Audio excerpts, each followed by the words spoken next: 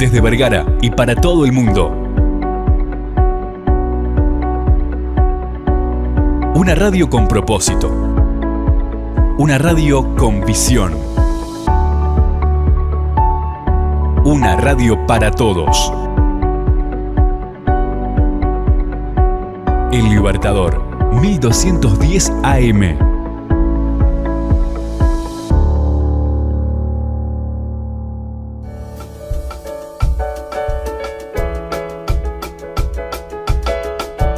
Cada libro es una puerta a un universo real o imaginario.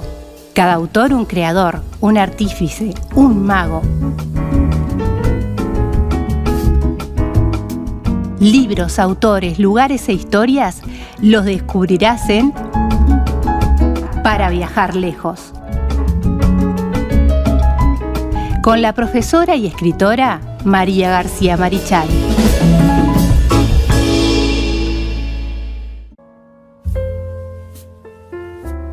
Continuamos en punto de partida aquí por la 1210 AM Radio Libertador, desde Vergara para el mundo, por el www.libertador.com.uy o si no a través de nuestras redes sociales, Facebook, Twitter, Instagram y YouTube, donde colgamos todos los contenidos. Y como todos los martes, columna de literatura con María García Marichal. Sin ella no hay columna, Yo solo no la puedo hacer, definitivamente. Sí, yo creo que sí. ¿Cómo estás, María? Muy bien, muy feliz de estar acá contigo. ¿Cómo estás, Carlos? Audiencia, un saludo muy cordial. Bueno, un gusto tenerte con nosotros acá para mismo. Conversar un ratito, para que nos desasnes un poquito. Y me desasne también yo, porque esto es una investigación lindísima. Y bueno, para aquellos que les gusta la literatura, les gusta leer, que tengan referencia de otros autores. Exacto. ¿Qué es lo que buscamos con la columna? Que tengan una referencia de los autores. Quizás no es exhaustiva, pero es una buena referencia. Claro, para buscar, para indagar, e incluso recomendaciones para buscar. Sí. Y nosotros siempre esperamos comentarios, críticas. Sí, gracias a todos los que escriben los comentarios, nos mandan un mensajito. Está bueno para saber que del otro lado están teniendo recepción. Exactamente. Y hay gente que nos llegan a nosotros hasta teléfonos personales, nos llegan los comentarios. Qué lindo. Bueno, muy bien. Bueno, a ver, ¿qué vamos a hacer? A viajar lejos hoy. ¿Dónde vamos hoy? Hoy nos vamos a ir a Alemania. Alemania. Sí, hoy vamos a hablar de un premio Nobel de Literatura de altísimo nivel que se llama Günter Grass. Bueno, a ver. Algunos de nuestros, por supuesto. No tengo mucha referencia. Bueno, sí, Günter Grass, Thomas Mann y Hermann Hesse son los tres grandes escritores alemanes. A Hermann Hesse ya lo trabajamos. Sí. A Thomas Mann todavía nos falta. Los tres grandes alemanes después de Johann Wolfgang von Goethe. Sí, que lo hicimos también. Que de alguna forma modificaron toda la literatura alemana. Y hoy vamos a hablar de este hombre muy criticado, después vamos a ver por qué, porque tiene una historia de vida muy particular, Günter Grass. Bueno, vamos entonces a Günter Grass. Se llamaba Günter Wilhelm Grass, escritor y artista porque era escultor. Bien. Además, era escultor y pintaba, pero sobre todo era escultor. Fue premio Nobel de Literatura en 1999.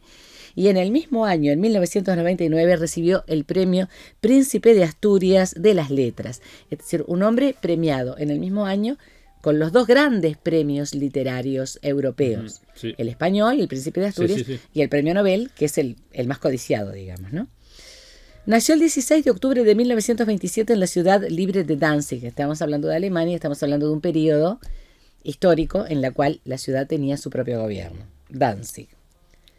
Falleció el 13 de abril de 2015 en Lübeck, Alemania, hace poquito tiempo. La obra literaria de Günter Grass es sumamente ácida. A vos te va a encantar. Es una reflexión. ¿Por qué? Toda la obra de Günter Grass tiene una acidez acerca de la historia de su país, acerca de la gente, acerca del pensamiento alemán, acerca de la idiosincrasia. Porque no nos olvidemos que cada uno de los pueblos del mundo tiene su propia idiosincrasia, que tiene que ver con su historia, que tiene que ver con su genética, que tiene que ver con su cultura. Bueno, y él es sumamente particular en la forma de ver a su pueblo, el que ama. Claro. Una cosa no quita la otra. El padre de Günter era alemán y la madre era polaca.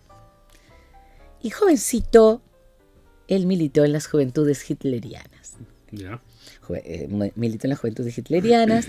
Y en 1944 fue llamado a formar filas. En aquella leva en masa que había, fue llamado a formar filas.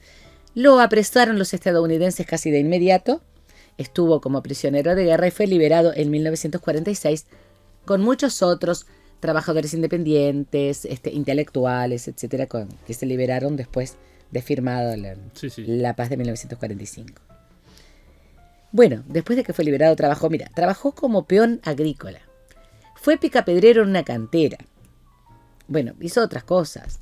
Trabajaba como mandadero. ¿En Alemania? En Alemania, ya liberado, ¿no? Sí. Ya liberado.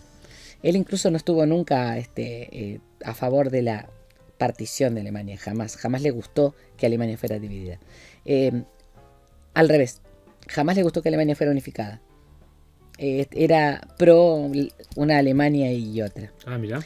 Sí, vos sabés que a mí me confunde a veces Günter Grass, porque era un hombre complejísimo.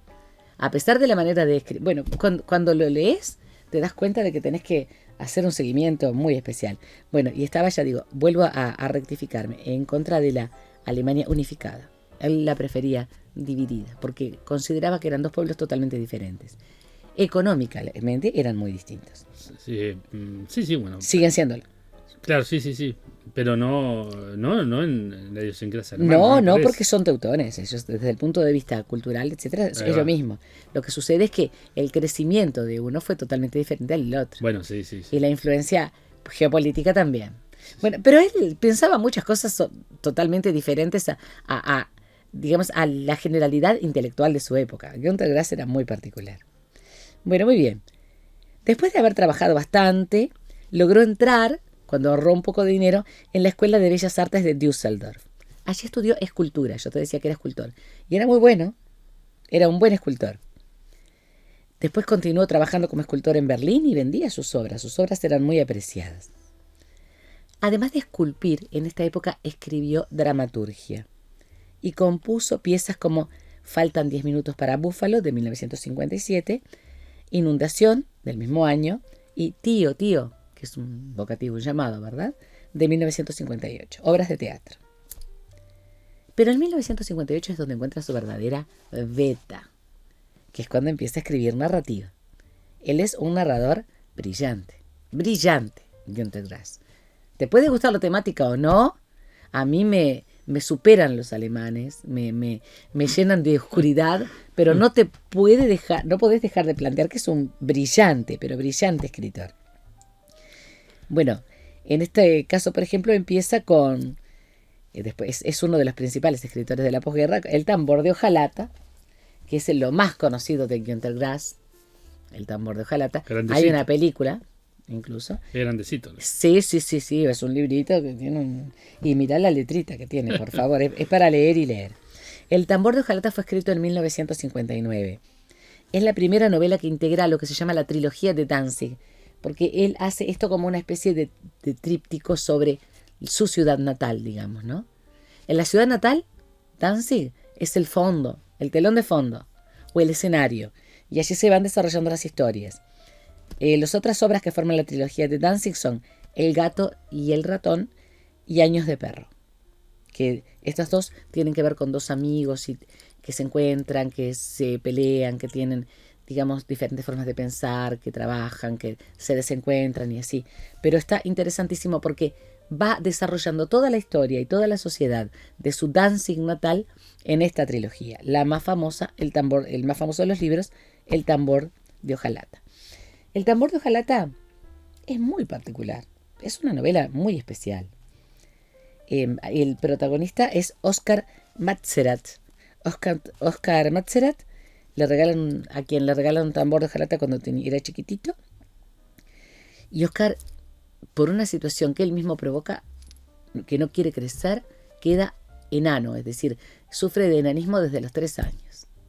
A los 3 años queda enano, con su tambor de hojalata siempre para todos lados, y no crece más, pero sin embargo intelectualmente él se desarrolla como un adulto. Es muy especial. Entonces, ¿viste la alegoría que hace, ¿no? Sí. De algo que no crece, de algo que permanece, que hace ruido, de algo que permanentemente está provocando alteraciones, pero que al mismo tiempo va desarrollando un intelecto. Es acidísima la obra de El tambor de hojalata. Tiene una visión muy particular, Oskar, de la Alemania desde 1930 a 1950. él está, digamos, internado en una clínica psiquiátrica y es desde allí donde empieza a narrar. Es sumamente, sumamente particular porque además narra la sociedad, el predominio masculino sobre la mujer, cómo se desarrollaban las relaciones interpersonales entre familias. Particularísima la obra. La pequeñez física de Oscar le permite además una observación distinta, porque él observa desde la altura de los 3 años, con una mente de persona que va creciendo y siendo adulta, y muy inteligente. Entonces, la perspectiva es físicamente particular. De ahí también la acidez. Visto desde una pequeñez física, un mundo de grandes, o que por lo menos se consideran grandes, porque el intelecto de Oscar está perfectamente intacto y crece y se desarrolla más que el de muchos.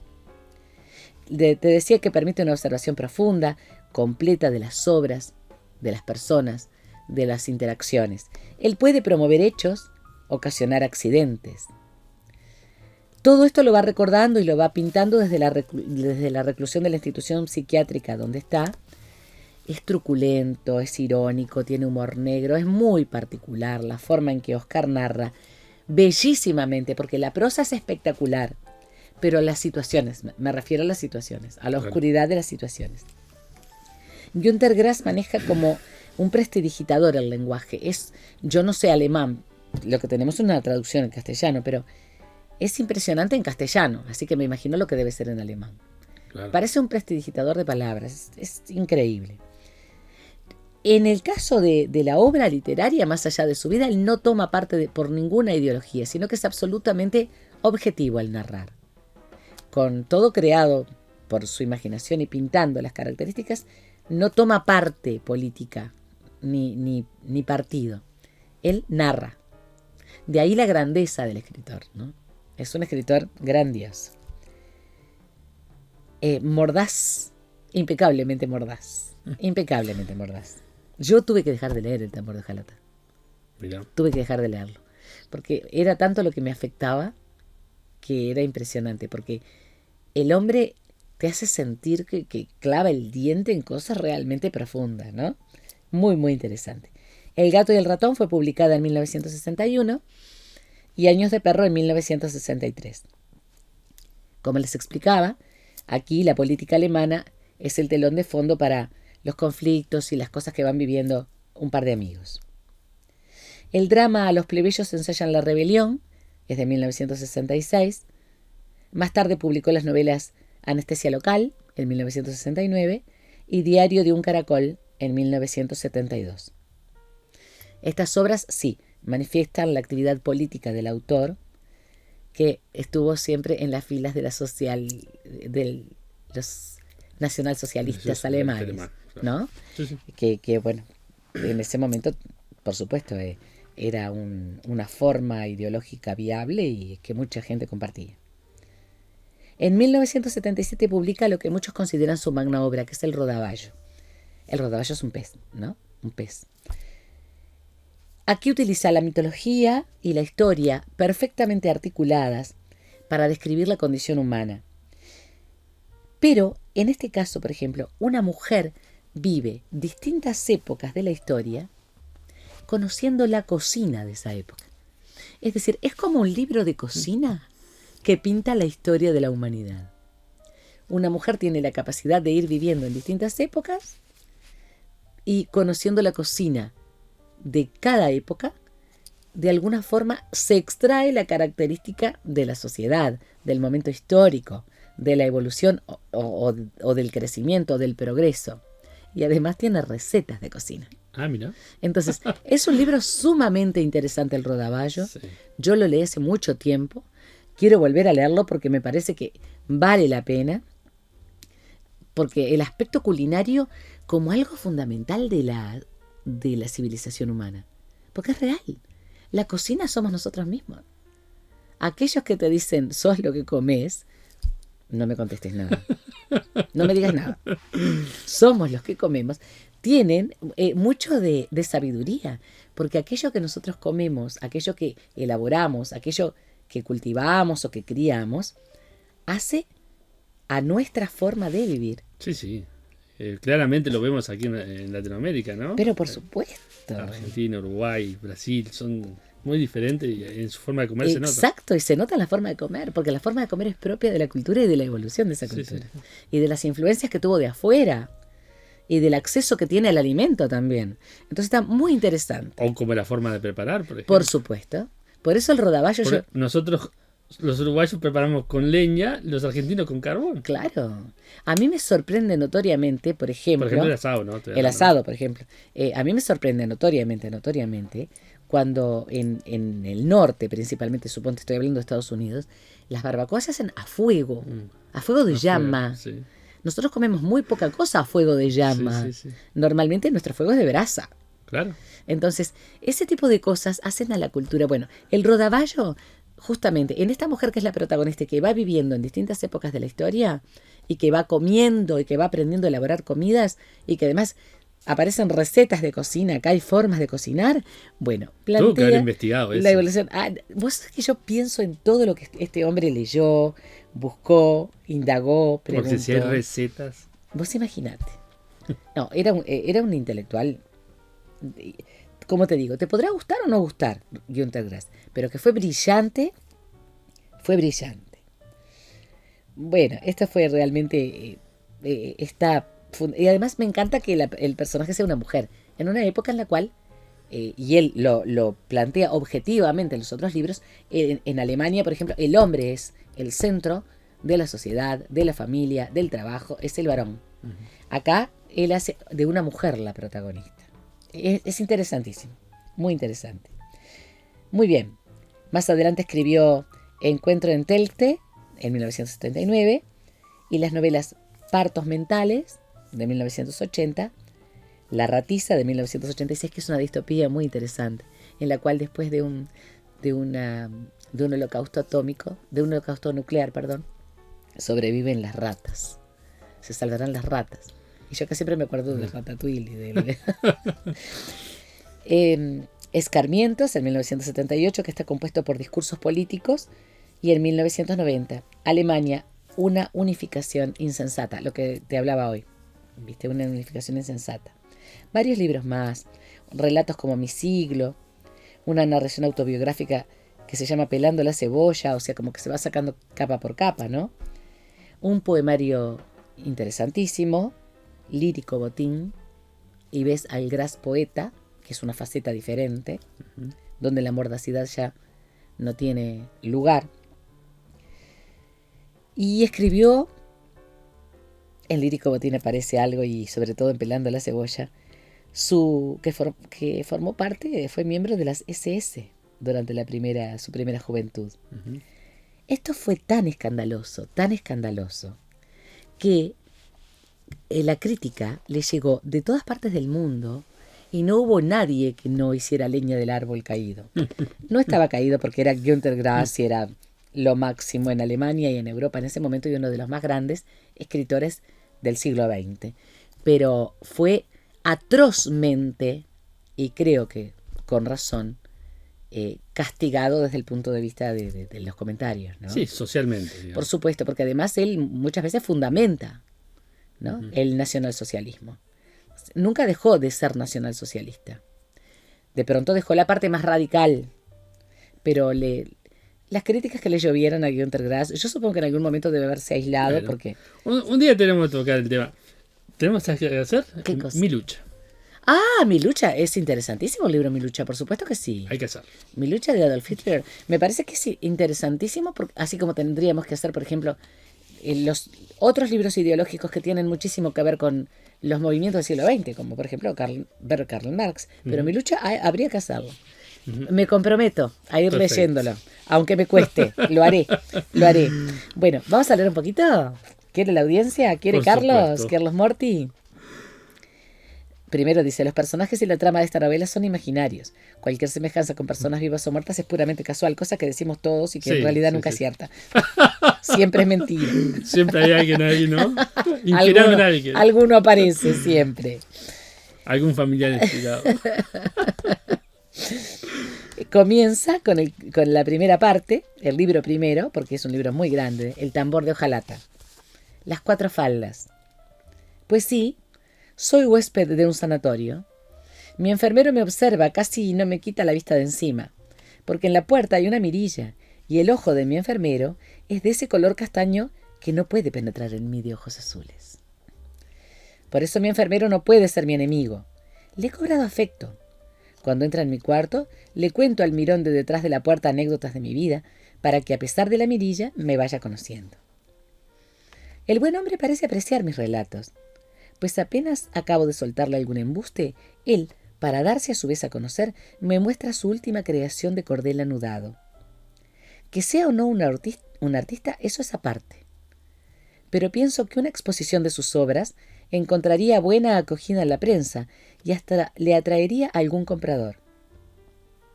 Anuda los cordeles que recoge y desenreda después de las horas de visita en los cuartos de sus pacientes. Hace con ellos unas figuras horripilantes y cartilaginosas, las sumerge luego en yeso, deja que se solidifiquen y las atraviesa con agujas de tejer que clava en unas peanas de madera. Con frecuencia le tienta la idea de colorear sus obras, pero yo trato de disuadirlo. Le muestro mi cama metálica esmaltada en blanco y lo invito a imaginársela pintarrajeada en varios colores. Horrorizado, se lleva sus manos de enfermero a la cabeza, trata de imprimir a su rostro algo rígido la expresión de todos los pavores reunidos y abandona sus proyectos colorísticos. Mi cama metálica esmaltada en blanco sirve así de término de comparación. Y para mí es todavía más. Mi cama es la meta finalmente alcanzada, es mi consuelo, y hasta podría ser mi credo si la dirección del establecimiento consintiera en hacerle algunos cambios. Quisiera que le subieran un poco más la barandilla, para evitar definitivamente que nadie se me acerque demasiado. Este es Oscar. Y él va contando, desde el enfermero, Sí. pasando por su vida. ¿Viste cómo aparece el artista, no? El escultor sí. en el enfermero, atando cordeles y poniéndolos en yeso. La idea del color y el blanco. Interesantísimo. Günter Grass. Bueno, muy bien. Así pasó entonces para viajar lejos. Para terminar, vamos a comentar sobre los talleres literarios y Muy los bien. cafés literarios. Cafés literarios. Nosotros estamos trabajando muy gratamente en mi casa, en el Jardín de la Palabra. Tenemos en este momento 5 integrantes, con Sandra del Río. Trabajamos los viernes de 4 a 6, ahora en el invierno, después en el verano. Cuando llegue el calor lo hacemos de 5 a 7. Es un taller que está creciendo muchísimo y en forma preciosa. A veces tenemos invitados que nos ayudan y nos guían. Después está se puede participar por Zoom. Sí, por supuesto. Para todos aquellos que quieren conectarse del país y fuera del país. Háganlo porque nosotros trabajamos también por Zoom. Uh-huh. Y eso es muy importante. Tenemos los miércoles en la mañana, entre las 10 y las 12, los desayunos literarios en el Centro Cultural Carlitos. En este momento está integrado por 16 personas. Muy lindo grupo, que forma parte a su vez de la comisión de escritores, pero nosotros somos los desayunadores. Que hacemos además tipos de actividades, nos reunimos con el resto de los grupos y hacemos actividades dentro y fuera del centro.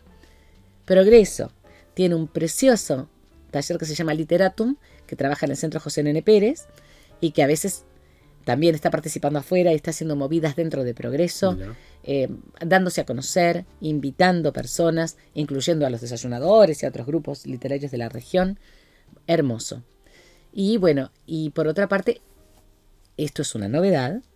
Estamos trabajando con la gente de Literatum para ver si podemos abrir un taller literario en Juanico. ¿Ya? Porque Juanico tiene una movida cultural intensa, linda, y vamos a ver si podemos allí crear un taller literario. Así que estamos con todas las energías puestas en el trabajo.